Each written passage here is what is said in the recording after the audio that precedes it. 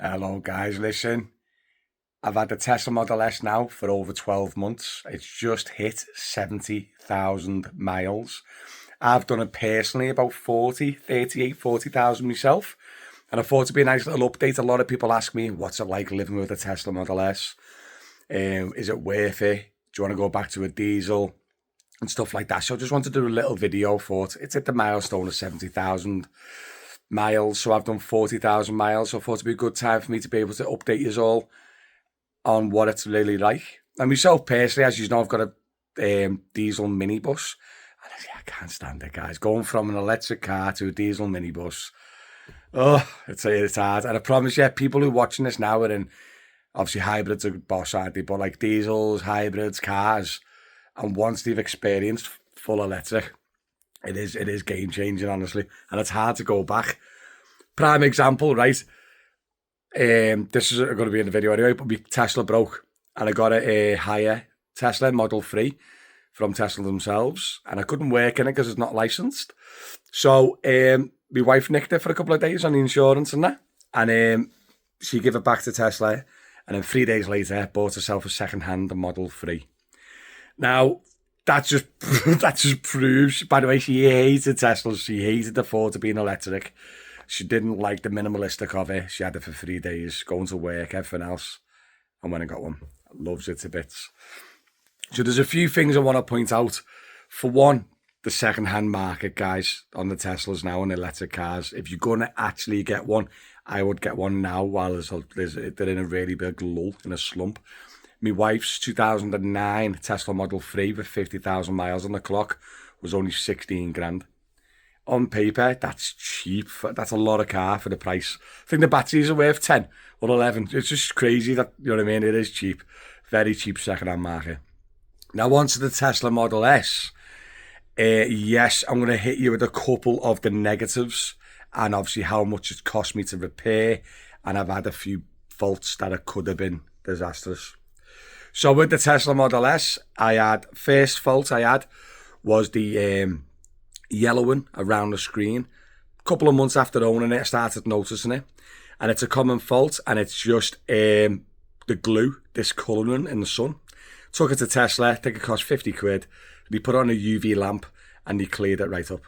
Took it like an hour or two. And it weren't too bad at all. That was like after about 2 months of getting it. And then about 3 months ago, the PTC heater went in it, and it would have cost 1,500 quid to get fixed in Tesla, and I was able to get it fixed in DAJ Automotive in Knutsford.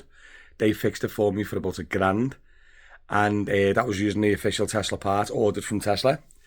So that was about £1,000 so far. And then the big one was the rear electric motor. It started making a really bad noise. So I took it to Tesla and they went straight away, yeah, we'll throw you in a new electric motor. Under warranty, no problemos. It would have probably cost £3,000 to £5,000 to replace it if it wasn't under warranty. Now, this is one of the points I was going to point out. With the Teslas, have a look, because the standard warranty is quite short, but they do long warranties to cover the electric units and the batteries. That's the scariest part about an electric car. And if you've got a big warranty on them, then the rest of it, there's not much problem to go wrong. Do you know what I mean? And that's what I've found. So when my wife got hers, she's only got a 100,000 mile warranty on the drive units and the batteries, or up to 8 years old. So looking at her 2019, she's got 3 years left, because she only does 15,000 miles a year. She's got 3 years left of warranty on the drive unit and the batteries. Where with my Tesla Model S, that year, or around that year, they were given unlimited mile warranty on the drive units and the batteries up to 8 years. So the end of next year, my Model S will hit 8 years, then I'll get rid, because that warranty's gone. On the newer ones, depending on how many units you've got, drive units, and how many batteries you've got, the warranty can be up to 100, 120, 150,000, depending on what car and what system's in place.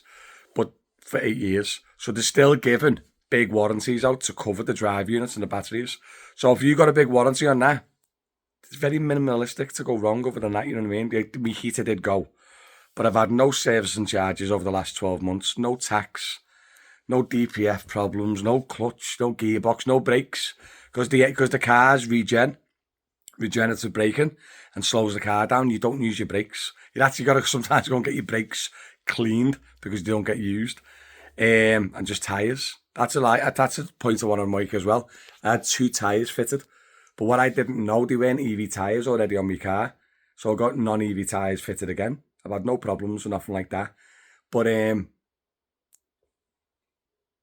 the road noise and everything else didn't change because it didn't have EV tyres on in the first place. So I wouldn't know what it would be like if you had EV tyres on and then you replaced them for non-EV. Can't comment on that. Mine didn't change much because I've gone from non-EV to non-EV.